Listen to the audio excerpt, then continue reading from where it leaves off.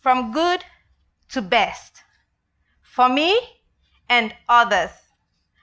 This is one of my personal mantras.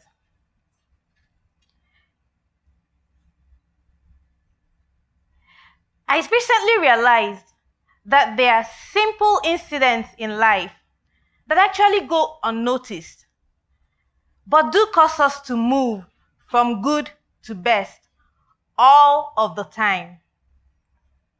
Some of these incidents revolve around the power of touch. I've experienced many times the power and benefits of a touch, be it in the form of a tap on the shoulder, a pat on the back, a fist bump, a hug, and yes, a high five. Oftentimes, we don't think much of a high five, and I'd like to share how powerful a simple high five is, and how we can find rewarding situations over and over again. Let's look at one insightful study on the benefits of physical touch. In the August 2004 issue of the Social Psychology of Education journal, there's a report on some work done by a psychologist with a statistics class. He had requested the professor to give a word of encouragement to any volunteers who solved a problem in front of the class, and to some randomly selected students to give a slight tap to the upper arm while offering the word of encouragement. On comparing the volunteer rates of the two student groups, over 28% of students who were touched volunteered again, as opposed to only 9 of those not touched. Wow. I definitely have no doubt that genuine acts of recognition, support, appreciation, and love do have a powerful, long-lasting, and rewarding impact both to the giver and the receiver, and as well anybody who witnesses these acts. They spur us on and motivate us to move from good to best. Imagine how emboldened and empowered we all will be when recognition and appreciation is accompanied by a touch. A touch creates emotional safety. Just like when a frightened little child is touched by a parent and the child relaxes. And truly, at the end of the day, we are children at heart. I read this article in Good Housekeeping where a woman recounted how her job entailed a lot of flying. However, as she said, she is the coward of all flyers because each trip involved a herbal sedative, half a sleeping pill, and half a glass of wine an hour after boarding, just to calm her nerves. A 90-minute flight on a rickety skyplane in South Africa left her feeling as if she would die as this plane rattled along. As she was crying on her seat, a stranger came up to her and offered her her hand to hold on to until she felt better. Well, she held on to this stranger for the whole flight. She couldn't let go because the stranger's touch kept her at ease. Amazingly, all it takes for her to keep calm on flights is remembering the stranger's touch. No more sleeping pills. Again, moving from good to best. Now, I'm going to share with you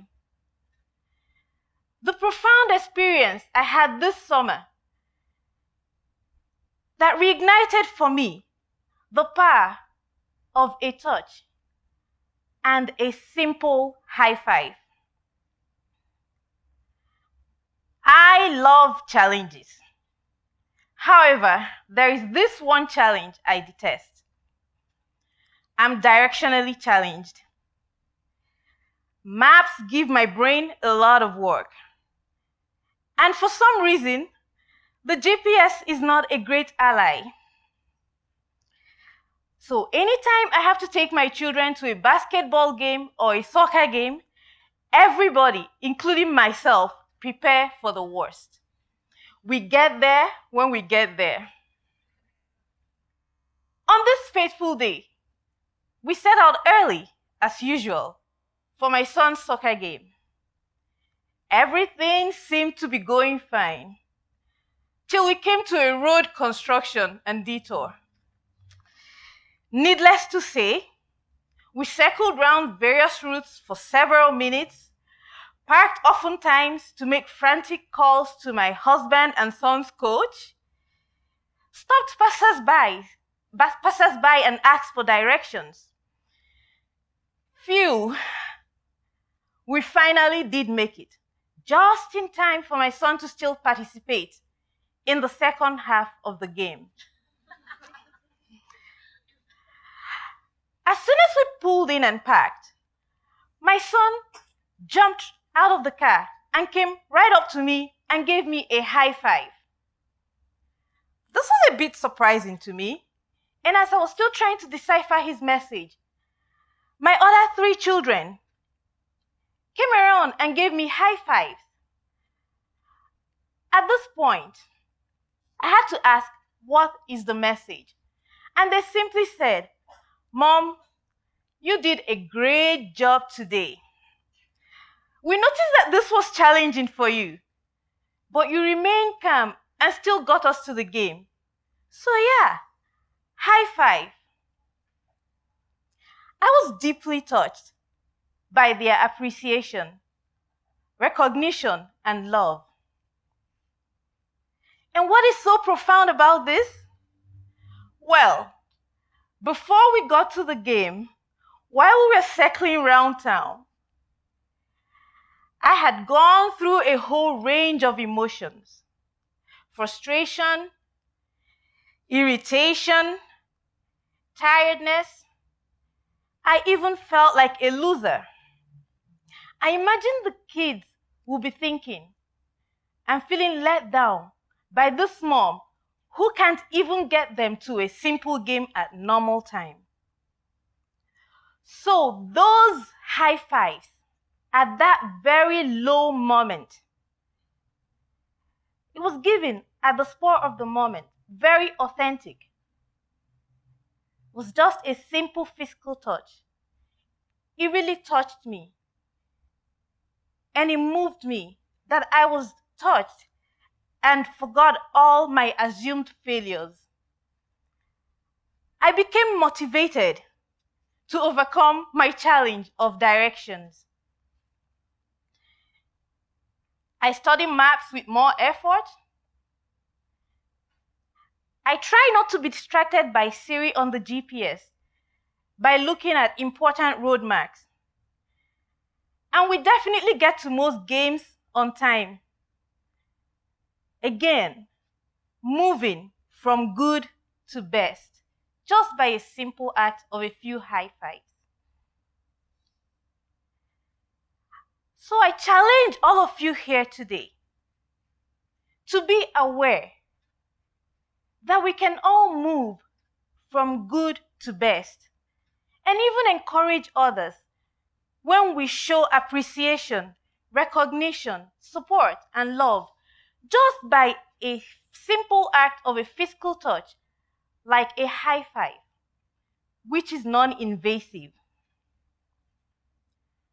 This idea was expressed clearly by Michelangelo when he said, "To touch can be to give light."